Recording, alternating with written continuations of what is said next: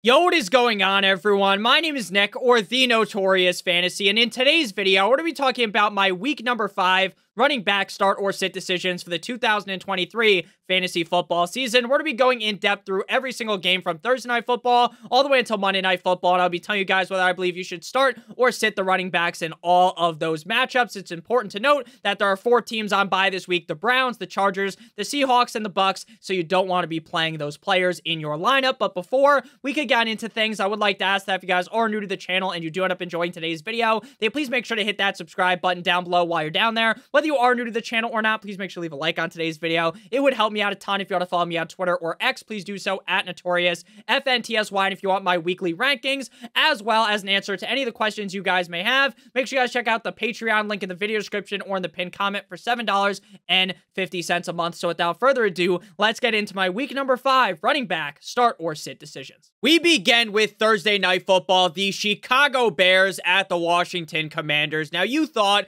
that the Giants versus the Seahawks was bad. Well, how about another one? Another garbage game. The Bears at the Washington Commanders. Now, this one might actually be so bad that it ends up being fun. This is a rematch from last year, that primetime game, where there was maybe a total of 4 points scored. But this time, it might actually be fun. At least I hope so, because these primetime games this season have been garbage. So when it comes to the Washington Commanders running back room, it is very easy to assess week in and week out. Brian Robinson Jr. had a strong bounce back last week after a poor week number 3 effort. Now, that was up against a tougher defense, and in that week 3 game, I didn't really expect Brian Robinson to go absolutely nuclear, considering he looked really good in the first 2 weeks, though he was still a start. Obviously disappointed a bit, but in week 4, he bounced back in a big way up against a pretty strong Eagles defense. This week, he gets the Bears defense that, as we saw last week, is legitimately one of the worst defenses I have ever laid my eyes on. I know Javonte Williams didn't have a huge game because he got hurt, but Jaleel McLaughlin, whoever the fuck that guy is,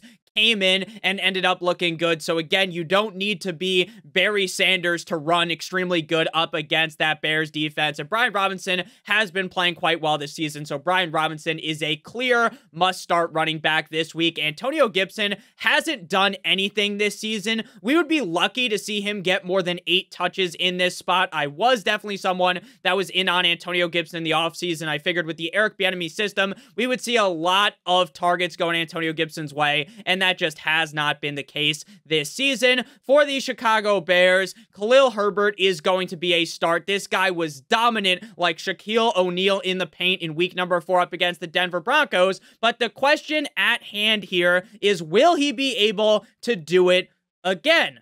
Right? The Denver Broncos defense isn't very good. Now, I know entering into the season, I liked them, and I don't even mind streaming the Denver Broncos defense this week due to their matchup, and same thing went with last week, and the Broncos defense was fine for fantasy. But at the end of the day, the Broncos defense is a disaster.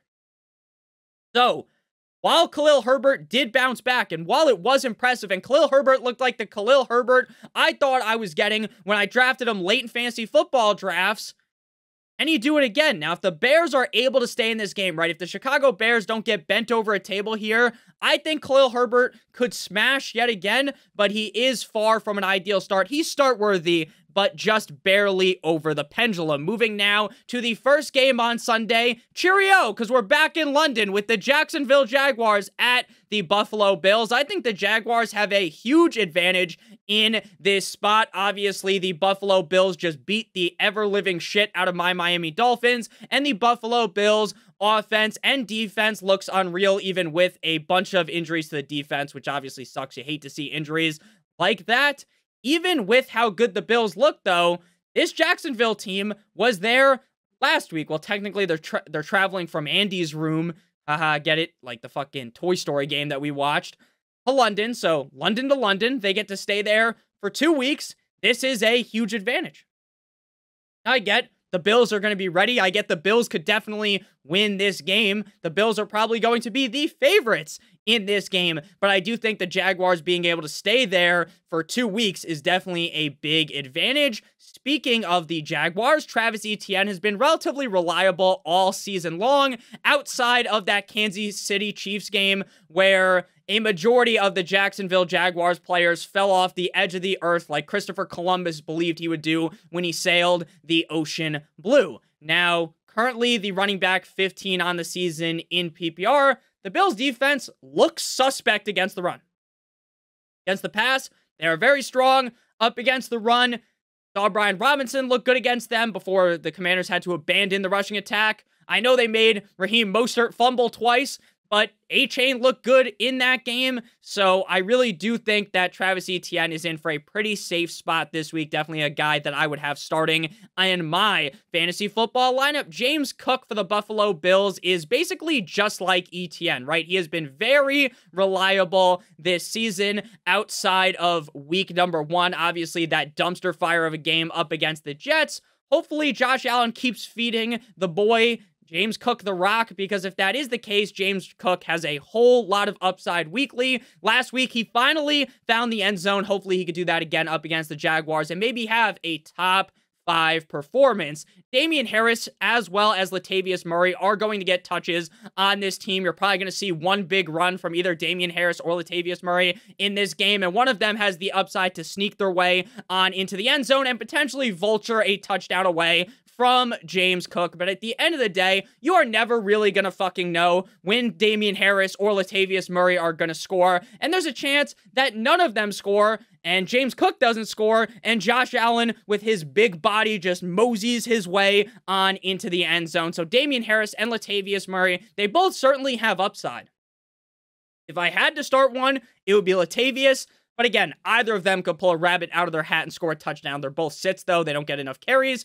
Tank Bigsby saw his lowest snap count last week in London with just 12% of the snaps. Now, I still think that Tank Bigsby is an incredibly talented running back, but in order to be start-worthy for fantasy, you have to actually play in the games. Moving to the beginning of the true Sunday slate, the games that at least the West Coast will be awake for, the Houston Texans at the Atlanta Falcons. Now, if you are a West Coast watcher, I get why you might have wanted to miss the Atlanta Falcons versus the Jaguars last week in London. This is definitely a game, Bills, Jags, that I would be waking up at the ass crack of dawn when the roosters are singing in the morning to watch. So the Houston Texans at the Atlanta Falcons. Now, Bijan Robinson is a guy that we don't need to sit here given the Gawk 9002 talking about for 70 minutes, right? We all know how good Bijan is. He's a must-start running back weekly. Looked good in London last week. The Texans defense is solid, but they're not as good against the run. Definitely a defense that's better against the pass.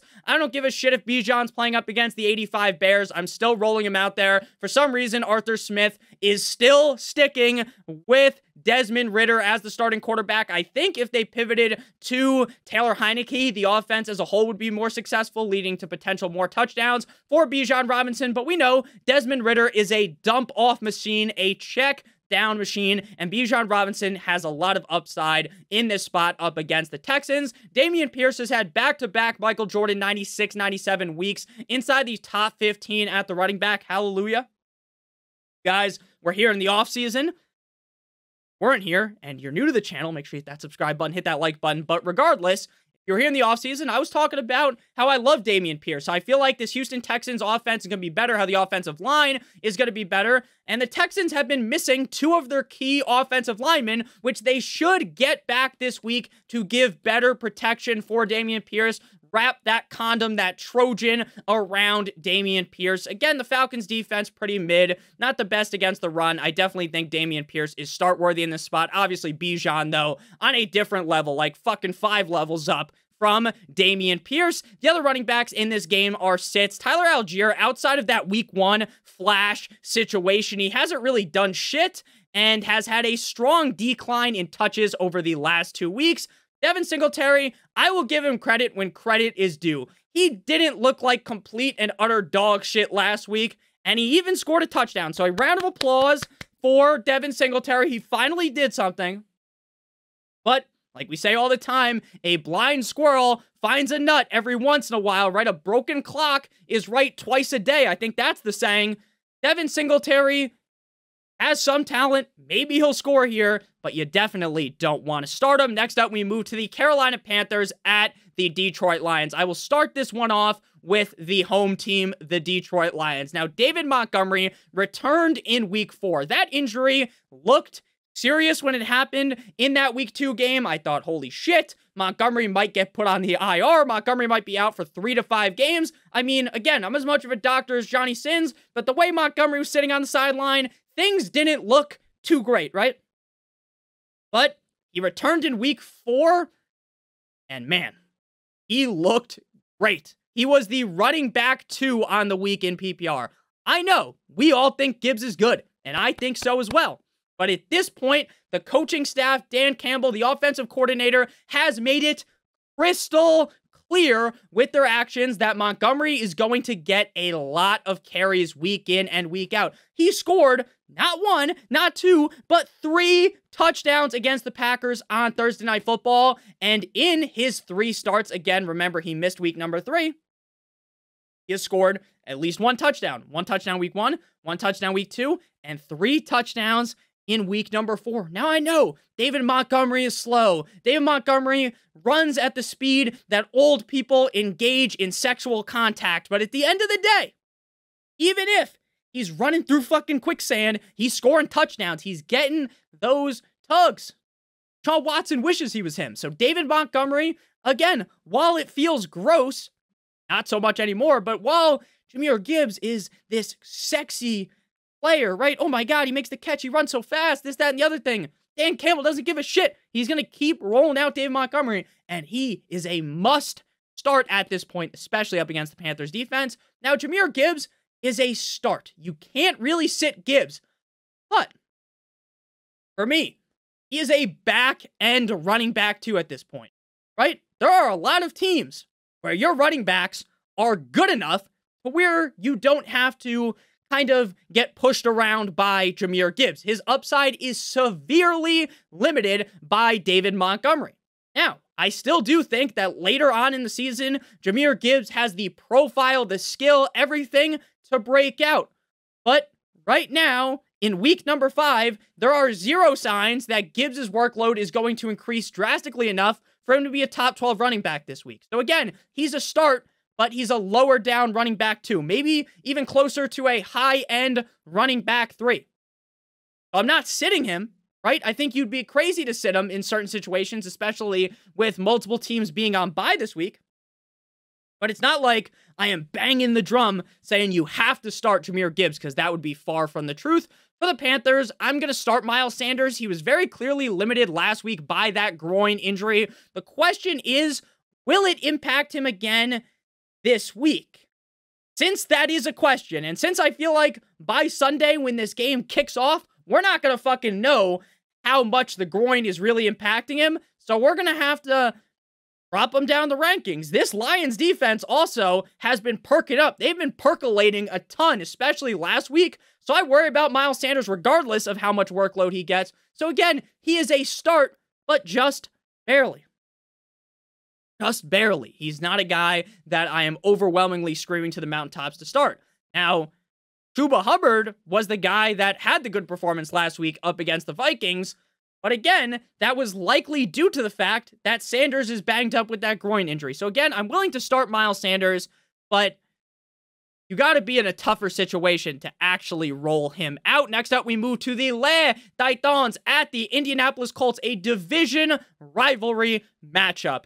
Derrick Henry is back. Like when Cam Newton scored and yelled, "I'm back." The king is back, baby. Tractorcito. Last week, finishing as the running back 7 with over 120 yards and 2 scores. There were a lot of people panicking about Derrick Henry. Nick, oh my God, I drafted Derrick Henry, and I know he was a top 16 running back the first 2 games, but oh my God, he did so bad in week 3. Nick, should we panic, Nick? Should we be really scared about Derrick Henry?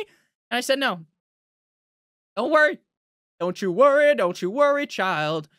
And hopefully you guys didn't worry, because Derrick Henry hopped back on the saddle and balled last week. Now, this is still an issue with Derrick Henry. And it's not Derrick Henry. I get that he's getting older. He definitely doesn't look like the Derrick Henry from the past. Far from it. But we need the Titans not to get bent over a table in this game, and Henry is a mortal lock of the century to be a top 15 back. Last week, shockingly, the Titans absolutely butt-fucked the Bengals, right? That's what led Derrick Henry to getting so many carries, because they were up in the game. So we need the Titans to at least be within a score of the other team. Because if the Colts are dancing on the grave, or they're digging the grave for the Titans, then Henry's upside is severely limited, because then they will pivot to Spears, who can catch passes much better than Derrick Henry. It's hard to imagine, though, if Henry is playing, that you would want to start Tyjae Spears. If he got lucky, right? Real lucky, he could be like the running back 24. But his floor is closer to running back 50, so he definitely is a sit for me with Derrick Henry healthy. Again, I'm starting Derrick Henry. Just got to hope the Titans stay in these games, because if they do, and the Titans offense gets better, then Derrick Henry could be a top 5 running back at the end of the season. The Colts are a tricky situation right now on Tuesday. Now, Jonathan Taylor has been reported to be back at practice on Wednesday. We have to wait to see how this all plays out before I make a decision. Running back starts hit video. The wide receiver starts hit video. Want to hit that subscribe button so you can check the wide receiver one out later if you haven't already. Come out on Tuesday. But we don't know. Is JT actually playing? Is JT coming back, but he actually just wants a trade still? What's going to happen? I don't know.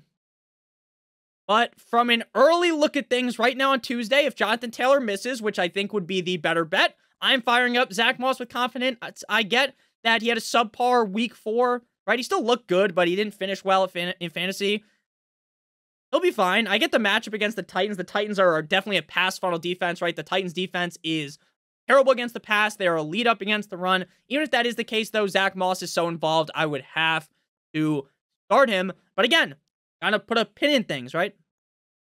We talked through the running back rankings on Thursday. We should have a much clearer picture, Bob Ross style, of how much are we going to see Moss, when we see JT, what is going on. And just a quick note, this has nothing to do with the start sits, but if you have Zach Moss, knowing that Jonathan Taylor could come back, I'm probably trying to ship him off in a trade right now. Maybe that'll end up being a league-losing move, right? Jonathan Taylor gets traded, or Jonathan Taylor doesn't play at all, and Zach Moss is just dominating 50 Shades of Grey style. But the second Jonathan Taylor steps foot on the field for the Colts, Zach Moss's value goes down the toilet. Jonathan Taylor is a sit.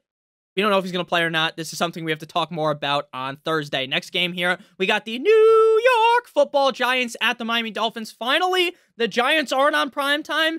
Spoiler alert, next week, they play the Bills on Sunday Night Football. So congrats. We get to watch the Giants again on primetime. This is just a 1 p.m. game. Probably a desecration of the Giants organization by the Miami Dolphins. But before we break down this game more in depth, as well as the rest of the games at the running back position, I would like to give you guys a quick word for our friends and our sponsor over at Underdog Fantasy. Underdog Fantasy is the best place to play pick'em for the NFL in the whole entire universe. And Underdog has a great offer for you guys today. On Thursday Night Football this week, you have higher than half of a total yard for Justin Fields. We are going to select that. That could be 1 rushing yard, 1 passing yard. As long as he gets 1 passing or rushing yard, you are going to hit this. And then you have to match it with 1 other pick. Now, I'm recording this video early on in Tuesday in the morning. As we get later on in the day and closer to Thursday, there'll be more options for you to select. For instance, we will go with higher than 1.5 passing touchdown for Sam Howell. This could be a higher scoring game. If both of those hit, you will get 3 times your entry fee that you enter on this. If you do 3 picks, it's 6 times, 4 picks is 10 times, and 5 picks is 20 times your entry fee. If this does interest you, make sure that you check out the link in the description or in the pinned comment, or use promo code Notorious for a first match deposit bonus up to $500 through October 4th. So if you deposit today, you deposit $500, they'll give you an additional $500. If you want to do just 100, it's additional 100, 50 additional 50, 25 additional 25. The minimum deposit is $10. You have to live in one of these states on the screen right now. And if you have a gambling problem, please make sure that you call 1-800-GAMBLER. Back on into things here. For the Dolphins, Raheem Mostert as well as Devin 2 Chains are going to be sits for me. Real down game against the Bills for Raheem Mostert, right? This guy fumbled the game away for the Dolphins. It was just bad news bears. This motherfucker had 2 fumbles in that game. But this week, he gets the Giants. The Bills are up here. They're up Mount Vesuvius, Mount Everest. The fucking Giants defense is down in a crater. They're in a cave, like you're fucking mining in Minecraft, right? There's levels to this. Bills have one of the better defenses in the NFL. The Giants have one of the worst defenses I've ever seen across my eyes, right? There's still no news on Jeff Wilson. Will he be back this week? Will he not? Based upon what Mike McDaniel said when Jeff Wilson got hurt, it seemed like this was a very severe thing. Like, we might not see Jeff Wilson until the end of the season. Maybe not even see him this season, right? Because he said we would hope to see Jeff Wilson this season, essentially. So, to me, I would be shocked if he was just magically there week 5 up against the Giants. Devin, 2 chains. Now, again, I still think Mostert's the running back 1, but you have to fucking start A-Chain at this point. This man was the running back 1 in week 3 and the running back 5 in week 4. He barely even got 8 touches against the Bills, and this man took them out back of Denny's and hit him with a lock and a sock. So I really do think that Devin A-Chain, Raheem Mostert, they are both must-starts up against the Giants. I know the Dolphins defense got locked up, don't let me out, up against the Bills, but this Giants defense is garbage. Saquon Barkley, if he plays, you start him, even though the Giants O-line could suck a golf ball through a garden hose. With the initial timeline of Saquon's injury being 3 weeks, it seems likely that he will either start this week or that luxurious Sunday Night Football matchup against the Bills. If Saquon does not play, you can't start Breida. Whether or not Saquon Barkley plays, you cannot start Matt Breida due to how bad this offensive line is. I am scared to start Saquon, but you didn't draft Saquon where you drafted Saquon to fucking sit him on the bench if he plays. And that Dolphins defense just isn't good against the run. Let's be honest, they're going to be able to stop Daniel Jones. Daniel Jones is going to look like a fucking chicken with his head cut off behind the offensive line. I still think Saquon will be fine, though. But, not an ideal start for Saquon either. But, again, he'll still be ranked in the top 12 if he plays. But, again, it's Tuesday. Still are unsure on if he's going to play or not. There was reports that he was going to play on Monday Night Football. He didn't play, which was a shocker. Not at all. Moving next to the Saints at the Patriots. Alvin Kamara came back out of suspension jail, and it wasn't even like it was last year. Because last year, Alvin Kamara didn't look like this. Alvin Kamara went in the time machine and hopped back to a couple years ago where he was like one of the best running backs in the NFL. Now, not actually, because his stats weren't amazing. He was the running back 9 on the week, but the motherfucker had 13 receptions. Oh my. Nick, he had 13 receptions? Nick, that's crazy. But he got like 150 receiving yards, right? No, he got 33. He had 13 receptions for 33 yards. But Derek Carr's probably going to play again. He's clearly banged up. He's going to dump the ball off to Alvin Kamara 7 gazillion times again. So even up against a stronger Patriots defense, I'm firing up Alvin Kamara with confidence, supreme confidence. Ramondre Stevenson fell outside the top 30 running backs in back-to-back weeks. It's a shame. Made this joke last week. I don't remember which player I made it with, but it's like The Godfather. Look how they massacred my boy. Look how the Patriots have fucked Ramondre Stevenson over. Ramondre Stevenson was the sole bright spot of this offense last year. Mac Jones looked like he went to college, not at Alabama, at the school of blind and deaf. Right? He couldn't move the ball. Bailey Zappanata, the Zappinator, Bailey Zappi was better than Mac Jones. Mac Jones was crying on the sideline against the Dallas Cowboys. At least it looked like that. And they're not using Stevenson correctly. Dump the ball off to this guy. Please. Saints defense is tough against the pass. I don't feel like they're as tough against the run. I'm rolling Ramondre Stevenson out there, but at this point, he's been a bust. A big fat bust. It really feels like that's the trajectory we're going down. Last week, we were told that Zeke was going to see starter-level touches. Now, he didn't because they were getting their back blown out by the Cowboys. But maybe that's the case this week, and Stevenson's even further buried. I don't get it. I don't get it. Not one bit. The Patriots are a disaster. Saints aren't that great either, but the Patriots are really a fucking disaster. Stevenson is a low-end running back 2 start at this point. Again, you start him, but you're not fucking having a wet dream that night thinking about playing Ramondre Stevenson. Kendre Miller with Alvin Kamara back in the lineup. Miller's touches have dipped in a huge way, and they don't really have any reason to go up. So he's definitely a sit. Next up, we got the Baltimore Ravens at the Pittsburgh Steelers. An AFC North rivalry matchup. The king in the North, like Jon fucking Snow. I am going to start Najee Harris here reluctantly. Now, Najee Harris is barely a start. Bottom of the fucking barrel. He had his first good game of what feels like since his rookie year last week against the Texans. But I still can't advocate bang the drum for Najee because he doesn't really look good.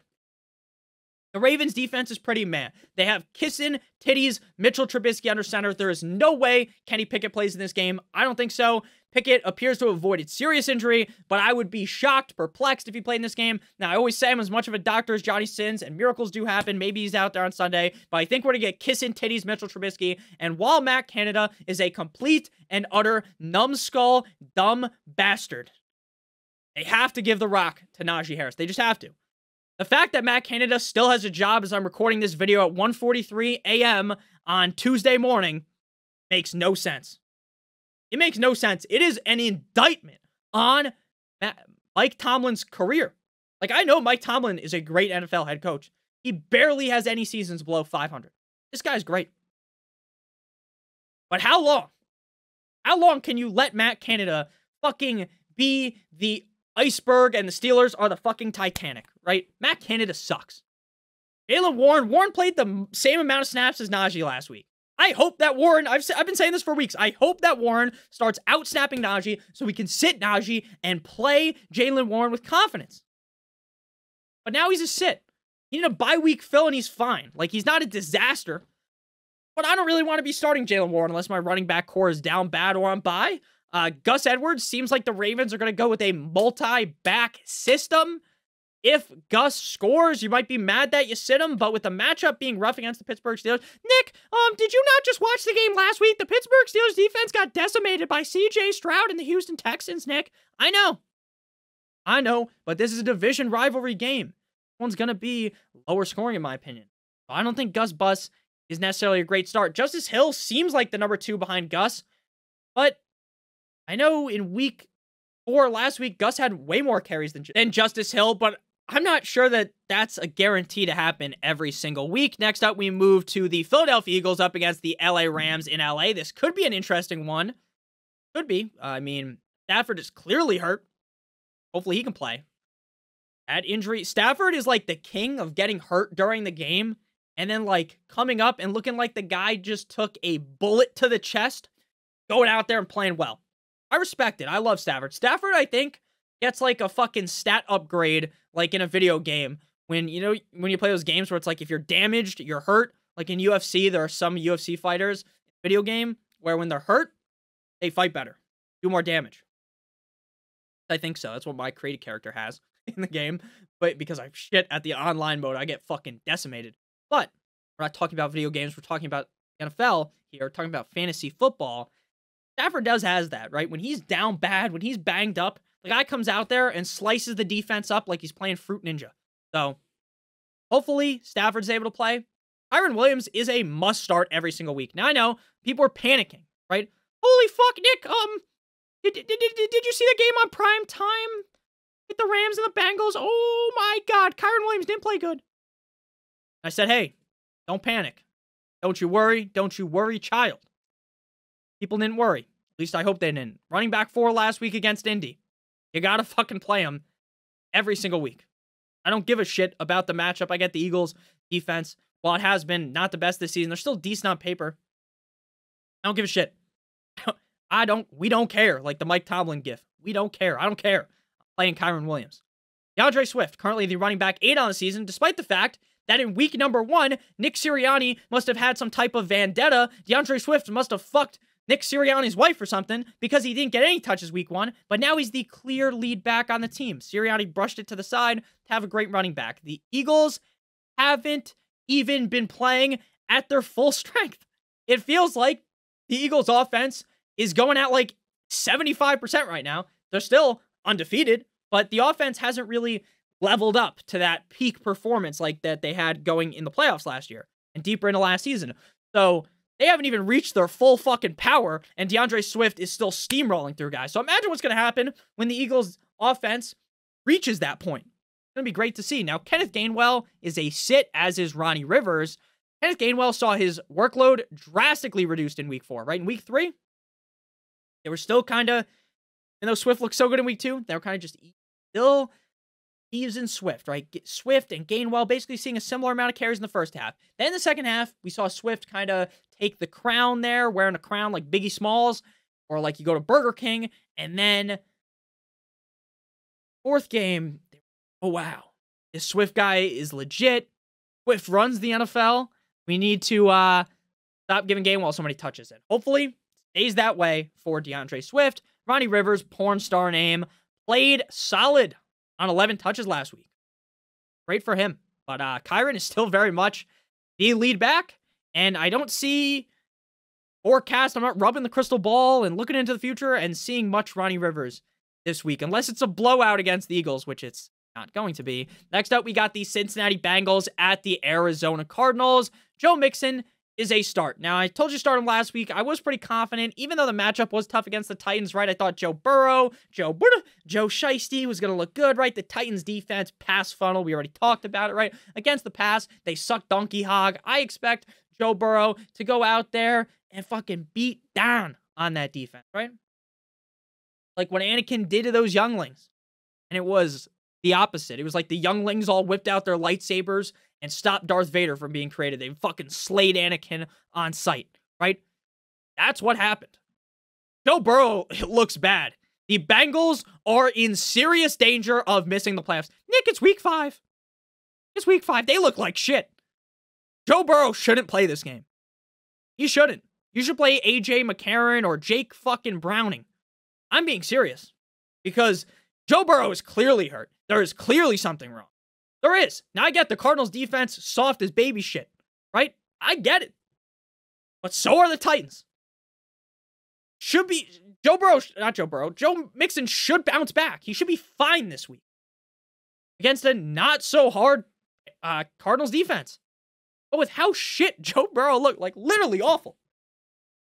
Terrible. It was hard to watch. It was hard to watch that. It was one of my 4 games that are up on, well, the TV.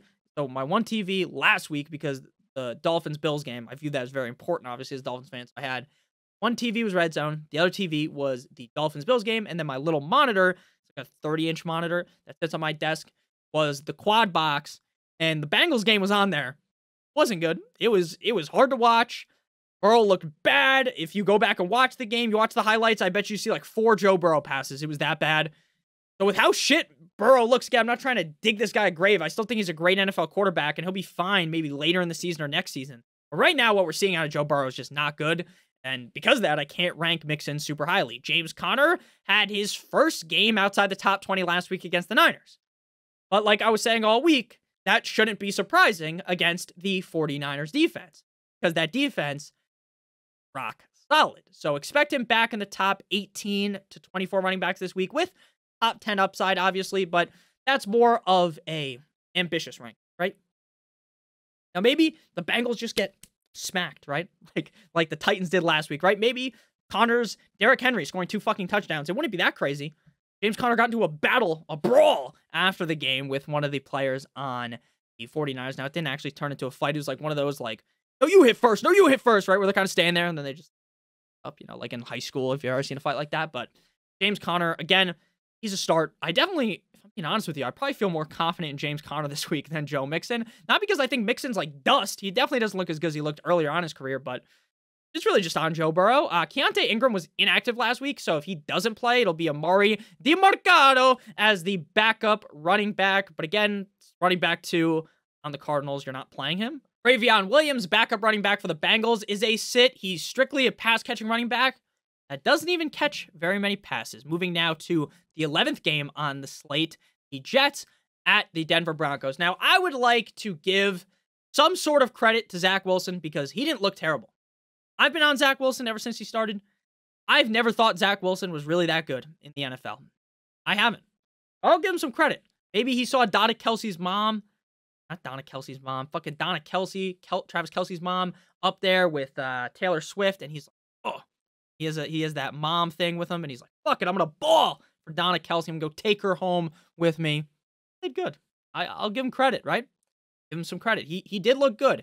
Then after the game, forgot who the post-game, like, announcer, commentators, whatever the fuck you want to call him, was just being a dick to Chris Jones, guy whose cock fell out when he was running the 40-yard dash, if you've never seen that video. Defensive tackle, defensive lineman for the Chiefs. He's basically just like, Zach Wilson isn't good, right? And then Chris Jones is like, did you watch the game? Like, Zach Wilson looked pretty good. Like, I'm not trying to discredit him or anything. And then the guy's like, yeah, Zach Wilson sucks, right? And Chris Jones is clearly just very uncomfortable at this point. It was very weird to watch. Jets look good. Breece Hall continues to get his snaps increased weekly. Looked real good against the Chiefs, but didn't perform the best for fantasy because the Jets haven't fully committed to him yet. Even if they're not fully committed, though, this Broncos defense is so shit that I just have to roll out Breece Hall. But again, I'm not doing it with supreme confidence. Javonte Williams is dealing with a hip flexor injury. Not expected to miss much time, so he could actually play this week. If he does, I would start him. But again, it's just like Zach Moss. This is something to monitor, right? It's Tuesday. It's a long time until Sunday, right? So monitor his status. If he doesn't play, then I'll roll out Jaleel McLaughlin. But I will say, it looked really good against the Bears. But again, I could have went out there, suited up, put me in, coach, I'm ready to play today. I could have looked good against the fucking Bears. Samaje Perine was doing his John Cena impression. He was invisible. So McLaughlin might be a start. But again, it might be a little fugazi because maybe Samaje Perine just gets a bunch of touches and he ends up just fucking us over. Dalvin Cook, just stop giving this guy the ball. Robert Saleh, please. Thank you. All I got to say about Cook. He's a sit. Next up, we got the Chiefs at the Vikings. The final game before Sunday Night Football. And then obviously we got Monday Night Football. Hit that like, hit that subscribe button if you have enjoyed. Chiefs, Vikings. For the Chiefs, Isaiah Pacheco ran like the ground owed him money in that game. He's fucking stomping the ground. He's running like a toddler, and it's awesome to watch. He runs angry, he runs mad, and he ran right into the end zone. He was hitting the, I just want to rock. Yada, yada, yada. And then they fucking flipped to Taylor Swift. And I know there's a lot of people on the internet like, oh my God, if you make fun of Taylor Swift at a football game, you're a cuck, you're a beta, you're a bitch, you don't get any pussy. Why do you hate Taylor Swift? I don't actually hate Taylor Swift. I don't even mind when they show her during the game, like once or twice. They showed her 11 times during the game. Like, Pacheco's hitting the dance. I like watching the guys hit the dance. I like seeing what they're doing. And then they just panned to Taylor Swift. It wasn't even Kelsey who scored. Again, I don't actually care that much, right? It is what it is. I'm watching anyways. I don't care if they showed fucking Vladimir Putin on the goddamn sideline. If him and Kim Jong-un are chilling in a fucking box. Guess what? I'm still watching the game. I don't give a shit. But it is kind of weird. Back-to-back weeks inside the top 12 for Pacheco, though. And he's got a great matchup again. Seems like a safe start this week, even with McKinnon and CEH definitely seeing touches, right? It's not like they're not going to get any carries. Madison for the Vikings looked decent 2 games in a row. After all of America and apparently all these Vikings fans were slandering Madison about that Eagles game, he looked terrible in that game, but he's been looking good. He hasn't lived up to my expectations of him. I thought Madison was going to be better than he is, but he's definitely not a guy that I'm benching against the Chiefs defense. Jerick McKinnon has been very touchdown dependent weekly, and they just use McKinnon, Pacheco, Clyde Edwards-Helaire. They use all of them. So you can really only start Pacheco because he's the only reliable one. Clyde Edwards-Helaire, the same assessment goes with Jerick McKinnon as CH. He's touchdown dependent. But I will note that CH actually doesn't look half bad this season. Cam Akers looked all right, as I would say, in the first game with the Vikings, but it seems like Madison's still the clear starter, so you can't be starting Akers. It doesn't seem like they want to go full-on committee, like 50-50 Madison-Akers. It just doesn't seem like that. Now we move to Sunday Night Football, in a game you actually waited until Sunday night for. An actually good game. The Dallas Cowboys at the San Francisco 49ers. Everyone, including myself, was dancing on the grave of the Cowboys, right? They got beat by the Cardinals. Ha, ha, ha, ha, ha. Very funny. It is funny. But, man, they beat down the Patriots relentlessly. That defense fucking pounded them. Pounded Mac Jones. Now, Tony Pollard has worst game of the season because, now he's the running back 24, because the game got out of hand. The defense is scoring. The defense is hitting the gritty in the end zone. They're taking group pictures in the fucking end zone, right? So Pollard doesn't even get his. Even though they're up so much, he doesn't get his. And then they bench him at the end of the game because they have Rico Dowdle and Midget Deuce Vaughn out there. And midget isn't even the correct term. I think little person to use. Apologize for that if you are a short person. Kyler Murray, if you're watching, I'm sorry. Expect a bounce-back game for Pollard. Even in a tougher matchup, I think he bounces back. Christian McCaffrey, running back, won last week. You start him every single week. I don't even have to talk about it. He has 8 touchdowns. Shout out Kobe. 8 touchdowns this season. He scored 4 fucking touchdowns last week. 4 touchdowns. Now, I know Elijah Mitchell didn't play. He's day-to-day with a knee injury. But do you remember all this talk in the offseason of, oh my God, the 49ers are going to, late in games, bench McCaffrey. They're going to put in the backup running back. They're going to play Mitchell. I know Mitchell didn't play, so they're going to play Jordan Mason. 49ers were dogging the Cardinals. And McCaffrey scored 4 touchdowns. They're not benching McCaffrey. Everyone who thought that I said were crazy in the offseason, I've been proven correct. I'm a genius. Now, don't go back and watch me talk about the Giants. About the Giants? The Giants suck ass. They're so bad. I'm laughing because embarrassing how bad they are. Rico Dowdle is a sit. Seems like the running back 2 over Deuce Vaughn, but really the only analysis you need on Dowdle. Elijah Mitchell, day-to-day with the knee. Like I said, if he misses Matt Mason, the number's Mason. Jordan Mason will be the RB2 on the team. But again, we don't have to talk too much about that because they just use McCaffrey every single snap. Final game here.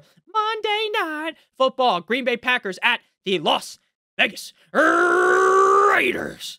Now, I know there's been people in the comments recently that are like, Nick, I fucking hate when you do the Raiders thing. For years. Everyone loved it. Why is everyone turning their back on me, man? And if you don't know what it's from, then I guess you just don't get it. So it is what it is. I apologize if you dislike it.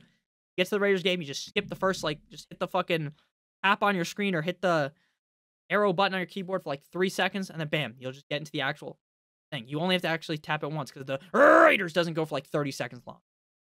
Back on into things. I apologize if it bothers you, but I'm keep being myself. Okay. Aaron Jones, limited snap count last week fucked me over. Why would they bring back Aaron Jones just to give limited carries? It didn't make sense to me. I thought, oh, Jones is back. They're going to give him a full workload. Nope. But I expect him to be closer to a full workload this week. I wouldn't say it's going to be full because I thought that last week, or at least close to that, and it wasn't the case. But closer to a full workload could lead to a top 5 performance up against a garbage Raiders defense. A.J. Dillon, even if Aaron Jones is limited again.